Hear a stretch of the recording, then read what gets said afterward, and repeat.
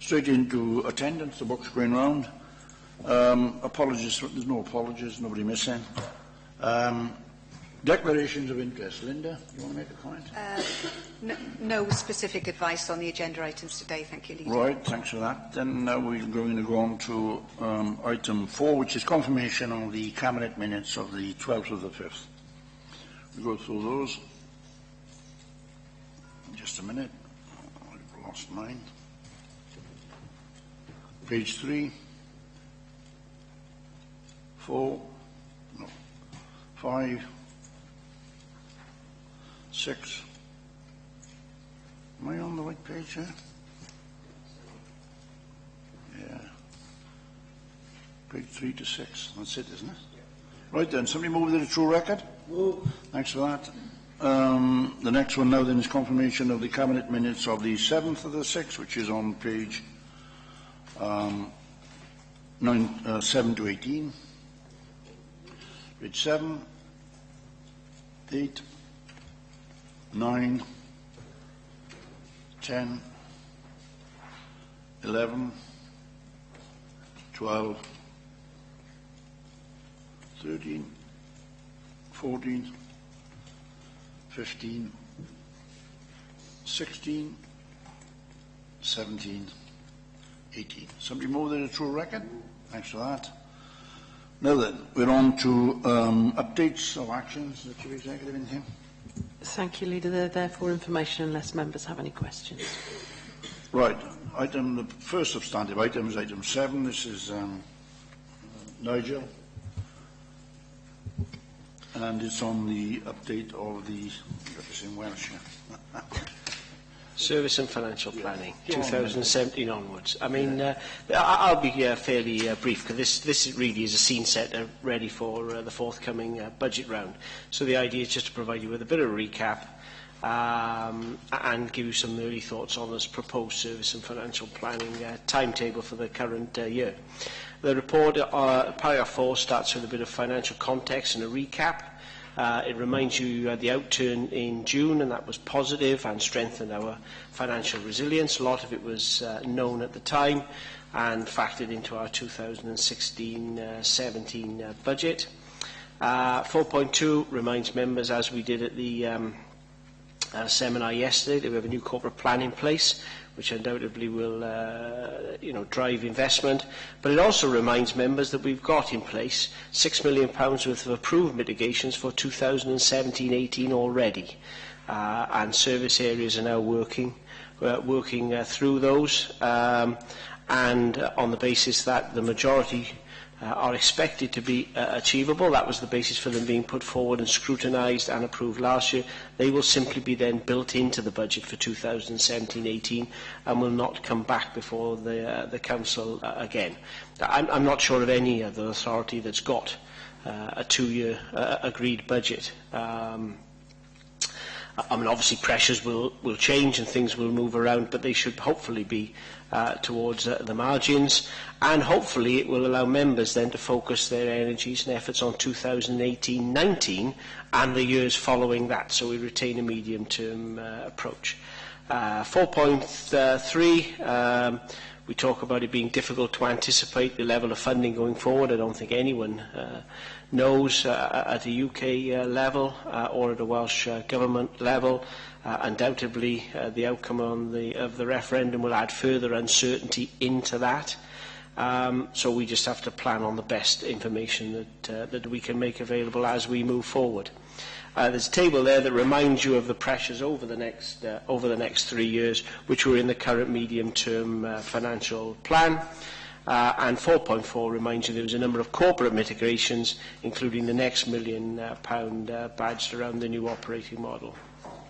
Section 5 is all around the draft timetable, and for the first time we're looking to bring forward in an integrated way service and financial planning. The two things should go hand in hand, and we're bringing the timetables together with developing a business plan which will be the vehicle to deliver Corporate Plan 3.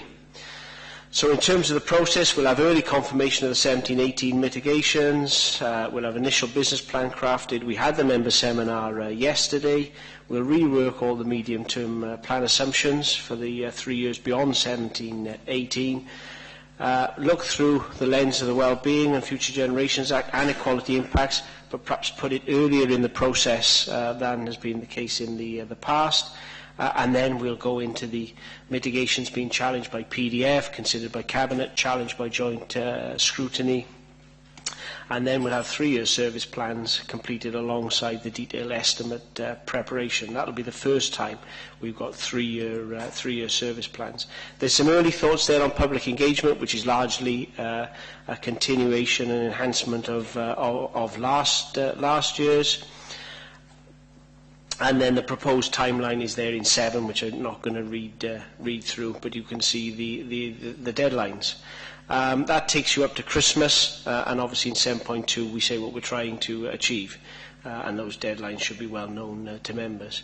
So I think the key points are we're bringing service and financial planning together. We're putting service plans on a multi-year time horizon for the first time, and we need to continue to anchor 2017-18 mitigations that have already been agreed. So hopefully we focus on the medium term rather than then the forthcoming year. Thank you, Leader. Thanks, Nigel. Anthony, do you want to comment? There's not a great deal to say on this one, really. As Nigel said, this sort of sets the scene for the year to come. However, I think the two sort of main points that Nigel made are first of all the benefit of the sort of forward planning, bringing things together, which I think makes the choppy waters that we're encountering easier to navigate, and secondly the sort of the benefits of the prudent financial management.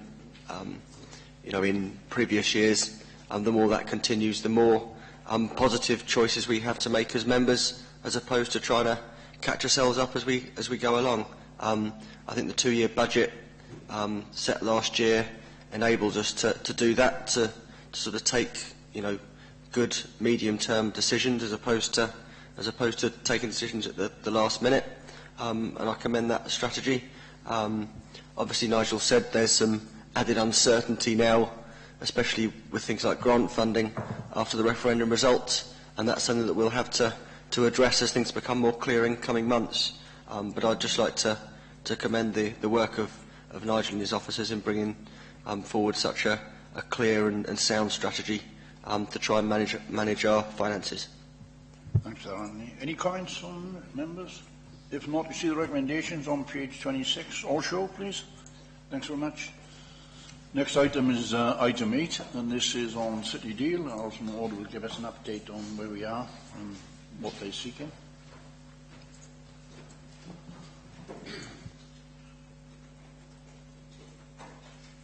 Thank you, Leader. There are 2 parts to this report. One is to ask members to agree some revised governance arrangements to allow for effective and quick decision-making in the City Deal arrangements. And the second is to allocate some further modest funds to support the development of the City Deal. The first stage of the City Deal, members will know, has been successfully completed, and heads of terms were signed in March 2016. Around a deal which was at that time and still is proposed to be £1.28 billion across the South East Wales region. That didn't commit any of the authorities to any binding arrangements, but it was an act of good faith, if you like, to go forward and take things further. There's still a lot of work to be done before we can get to a place where anybody can go back to their council and say we're ready to commit ourselves to a City Deal. And the financial part of this report is saying we want to put another £500,000 into the pot across all of the organisations to put that work forward, and the Torvine contribution to that will be £31,000 because it's a pro rata arrangement. So that's the financial part of this report. I'm not going to rehearse what City Deal is about because I know that members are familiar with it and we've had PDF discussions on it. But just to remind members that the whole point of a City Deal is that we have to come up with schemes that will raise GVA, which is the wealth of our region, to enable the Treasury to then pull in greater revenues and therefore make it a workable financial deal for them. So to date, the governance arrangements for the border, this is set out at part 5 of the report, have been that we've got a project board of 10 local authority leaders. They don't have any decision-making powers at the moment. They then have to go back to their organisations for any decisions at all. And in due course, there's a plan to set up a formal joint committee, but that isn't in place as yet. So at the moment, the interim arrangements are continuing, but the project board is going to be renamed the Cardiff Capital Deal Shadow Joint Cabinet. Yes, it's a slick name, isn't it? So the point is that whilst those interim arrangements are in place, we need some delegated decision-making powers for the leader, so that the leader can take decisions and obviously use his discretion as to when he needs to come back and ask full council for approval. Paragraph, if you look at 5.1 of the report, paragraph 5.4.3 of our Constitution allows the Cabinet to allocate responsibilities for decision-making on partnership bodies to executive members. So on that basis, the decision you're being asked to take today is to approve the allocation of responsibilities for decision-making to the leader in respect of this shadow Cabinet. If you look at 5.2 of the report, for some reason I've just turned the... there we are. I just turned the microphone thing on then. Right, so at 5.2 of the report, if you look there, you will see the sort of decision-making that the leader would be delegated to make. This is not an inclusive list. There may be other things that the leader would be able to make under that delegation. But if you look at 5.2, you can see little Roman numerals 1 to 5, the sort of areas where decision-making might be required. And then the bullet points below are more sort of administrative arrangements that leaders might want to make decisions about. The leader would be able to take that power from the Cabinet, but Council will need to approve certain aspects of it. So we will be asking Council in due course the issue set out at 5.3. The first is to note your decision. The second will be to agree to the Cardiff Capital Region City Deal Shadow Joint Cabinet being included as a partnership within the Constitution, and also to agree to include reference to that body in the leader's portfolio. So those are some changes to the Constitution which are necessary in order to give the proper delegated power, and those can only be taken by Council. So I've already outlined the financial considerations. It's a relatively modest contribution of £31,000, but it will allow a lot of work to be taken forward. A programme director has now been appointed, which is Sheila Davis, who was a strategic director in Newport. She's already making a lot of headway very quickly, so there's a lot of things going on.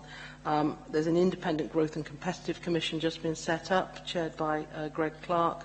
And there are a number of events which are going to take pace as the issues continue to grow. What we don't know, of course, is how Brexit will affect the City Deal. We can't say that at this stage.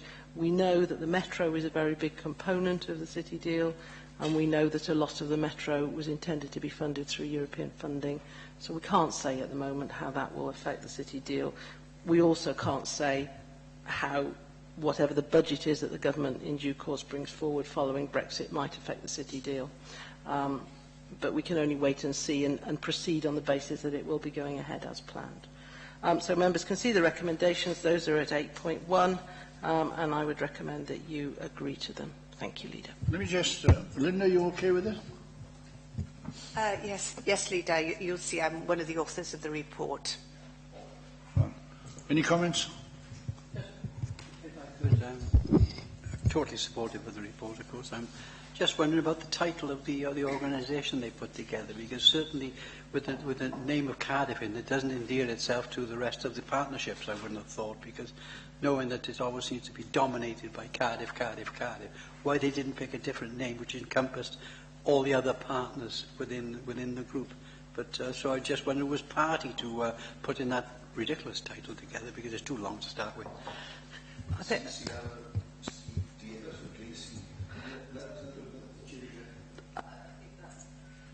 I think that's the kind of title you get if 10 people on a committee are trying to design a title that everyone agrees on. Makes the Brexit negotiations look fairly straightforward, I think. It is an interim title and it will become a joint committee in due course. I think people are accepting, the leader will have a view on this, that it is the Cardiff City deal, but the Cardiff region rather than Cardiff itself. I concur with that. Anyway, the recommendations are on page 30. You see them all there. Any other comments members want to make? If not, all agree the recommendation, sure. Thanks very much. Now then, on to item 9, and this is street scene review. Duncan Smith, the Chief Officer. Thank you, Doug. This is a report for information only on the street scene review and the outcome which we're currently implementing. Street scene review was kicked off back in 2014. In early 2015, the peer review suggested we should look at an area-based model for providing the street scene service. In late 2015, greening and cleaning was included as a corporate plan priority. And earlier this year, an area-based model for street scene was prepared, and full consultation on that has taken place with staff and members. There was a members' seminar, and largely across the board, there's been support for this model of working. We're going through the processes at the moment of introducing that. We've got to recruit staff. There's machinery and equipment that we need to bring in. So we're in the process of doing that at the moment. Just running through the report very quickly. Appendix 2 to the report sets out the full background to what has been done. I haven't included that in this report, but it's there for you to look at. Current method of working, just running through again, 3 strips north to south with 3 teams. We're looking to go to an area-based model, that's 4.3, based on 5 areas. So those people plus the extras that are coming in will be in 5 teams, and a plan showing the areas where they'll be working is included at Appendix 3. The areas have been selected very carefully so that, there's an equal amount of work within each, but also importantly, they largely fall in line with the Burnavon's areas that they work to as well, which I think is important in terms of us working closely with Burnavon on this. To achieve what we've got, we've had to reorganise operations as follows. This is 4.5. We've brought the existing cleansing teams, shops teams, lit bin teams, tractor teams, etc. together. We have to recruit 6 extra staff. Each area, that is, will have a mini sweeper and a driver. Areas will adopt a 10-day schedule, and most importantly is the last bullet point, I think, and that is that they'll be able to flex within those areas. When we worked on the strip system, it was difficult. You were there one day, back in 10. This means you're there one day. If that area requires work, it's a hot spot, whatever, they can go back easily to that issue. The advantages are, bullet point 1 again, most important, they'll become proactive, they've got to know their areas, and they'll be flexible in attacking the problems that exist in those areas. I've covered the point in terms of Burnavon and working with Burnavon, and another important point here is the last bullet point on 4.5, extremely important. There'll be review meetings every quarter for each of the areas. And I want to stress this is extremely important, because I'll be looking to rather them being reactive to issues that are brought up to us through our complaint system.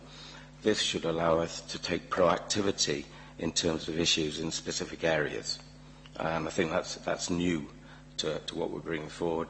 It will allow members, also, Bronavon will be at those meetings, it will allow and add to the cohesiveness between ourselves and Bronavon. We've got a lot of work to do over this year to get together.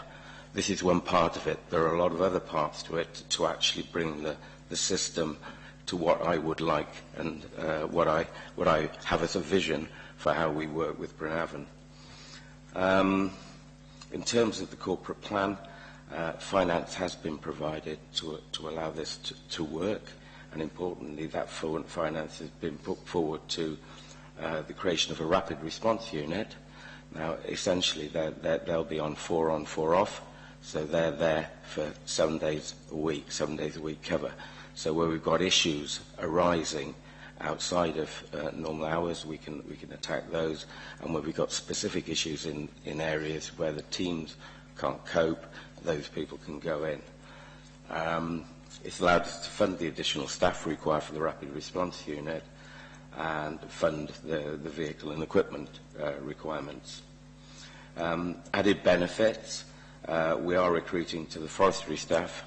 Trees have been quite an issue just recently, and we'll be able to be, again, proactive rather than reactive in terms of the way that we deal with issues. And I think that's extremely important. I think that's a key part of what we've put forward. And I've already covered the rapid response units and the 7-day cover. That's my report, Leader. Thank you. Any members want to make a comment, John? Yeah, just to say that we've well rehearsed this particular report. I think we've had a number of peer reviews on it, and we've had seminars on it.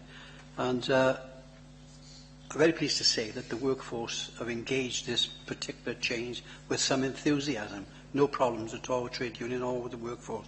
Very pleased about that, actually. But I think Duncan has emphasised it, but I think it's worth emphasising again that our cooperation with Bronavon is essential on this, because what we're going to notice otherwise is that we're going to have 2 different systems in the summer and in the winter if Bronavon doesn't come into gear with us. And we've got a lot of work to do, I think, to engage with Bronavon, because, as you know, Chairman, we do their grass cutting, litter picking on their estates all through the summer, but we don't do it in the winter. And I think they've resigned themselves to the fact they're going to continue to do it themselves in the winter. That may cause us a little bit of a problem that we need to iron out in the future. But I need to sort of express our appreciation to resources for coming up with the money to do this, because obviously it's going to cost us a bit more money, but it's going to pay for itself, I think, in the long run with the cleaner and greener of this borough. So my thanks to the resources for bringing it forward for us to do. So I would Thanks, John. Anthony, do you want to make a comment? Yeah, I'd just like to very much welcome the report and thank John and Duncan and his officers and the staff in the team. I say that not just because I want to kiss their backsides, because I'm probably a bit of a pain in their backsides at some point. You know, I'd like to think, you know, I've been one of their biggest sort of champions in terms of trying to get added resources. That does come with sometimes me being a bit of a nag as well. On issues like this, but I think this is a great example of us. We listened to members of the public when we did our engagement. They thought this was a priority. We've acted on that by putting it as a corporate plan priority in our new corporate plan, recognising that it wasn't a priority beforehand, and therefore I think neighbourhood services were getting a bit of unfair stick perhaps, because, you know, if we want something to be a priority, and it is a priority to our residents, it needs to be on the face of our corporate plan. So I think we're in a better position there now, and we can show that we've put that in our plan, we've listened to residents, and we've put our money where our mouth is, so to speak. So I'd just like to welcome that, to welcome the engagement of the positive engagement of the staff and unions as well, because I think that's vital to get the teams working, you know, proactively, get a bit of competition between the teams, get them taking pride in their areas, so that we can do things. John's mentioned the need for cooperation with other partners as well, and I hope that's something we can work on and improve.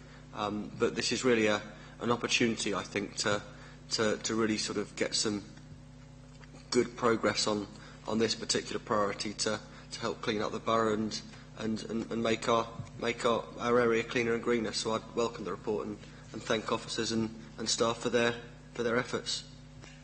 Thanks for that. Anybody else want to make a comment? If not, then you see the recommendation, please show. Thanks so much. Now then, the next item is item 10, which is consent to further extend the agreement with Hedu Gwent Police for the provision of additional community support officers. This is Lyndon Buddy. Over to you, Lyndon.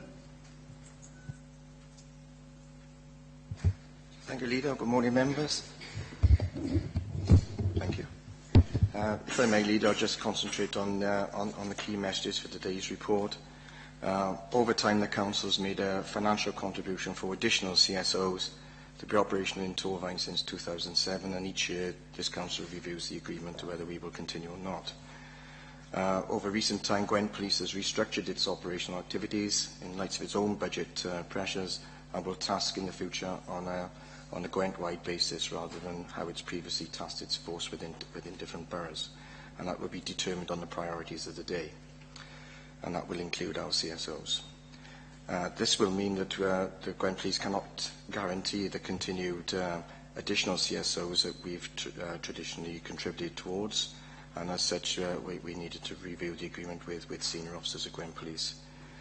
Together with those officers, we've discussed the changes in the operational provision and through the tasking prioritisation for the future, and I've been assured by Gwent Police that we won't lose the prioritisation of CSOs within the area, but they simply cannot guarantee the additional ones that we currently have, and therefore our financial contribution should reduce as a consequence of that. I discussed this with members in the budget setting workshop at scrutiny during our process earlier in the year, informed scrutiny members of the operational changes, and they were supportive there of a reduction in our contribution over the next 2 years to allow that reduction to be seamlessly transitioned, and suggested 50% per year, which means a reduction of £55,000 per year ending in March 2018. As said, this was fed into the budget process and has been agreed for our budget setting within our unit for the next 2 years. Each year, the Partnership Inspector produces an evaluation report, and that's attached as part of your documents today, which outlines the work that the CSOs do in addition to Gwent Police in supporting the reduction in crime and antisocial behaviour across the local authority. Following agreement in the budget process, this report really formalises and recommends a reduction over the next 2 years that will end our financial contribution on the 31st of March.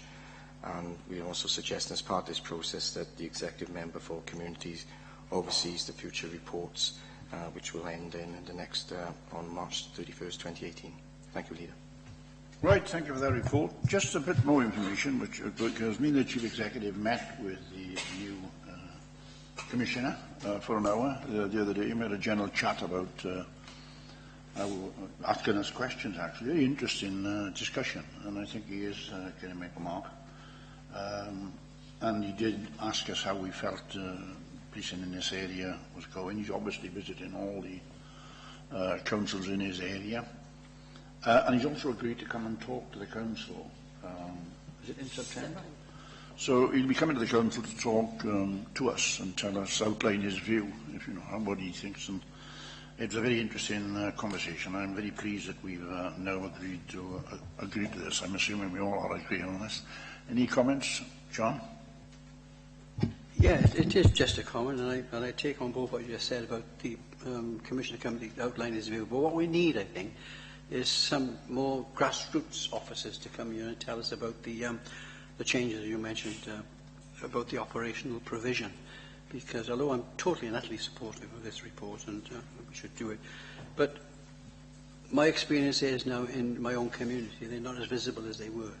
And so we need to understand what the changes are and how it affects our communities. So I think I'd like to see somebody from the local organisation come and talk to us to tell us and explain that. Can I give you some reassurance, because he's coming in to give us an overview of how he sees the system working and whatever changes he intends to bring in. But he's also bringing the divisional operational inspector along with him to take us through the nitty-gritty. And so if there's any questions that we want to ask about our own particular area, we'll have an opportunity to do that and to get the answers straight from the man that's in charge on an operational level. Anybody else? I want to see the recommendations there on page 68. Please show. Thank you very much. And that concludes the business, and so I'll close the meeting.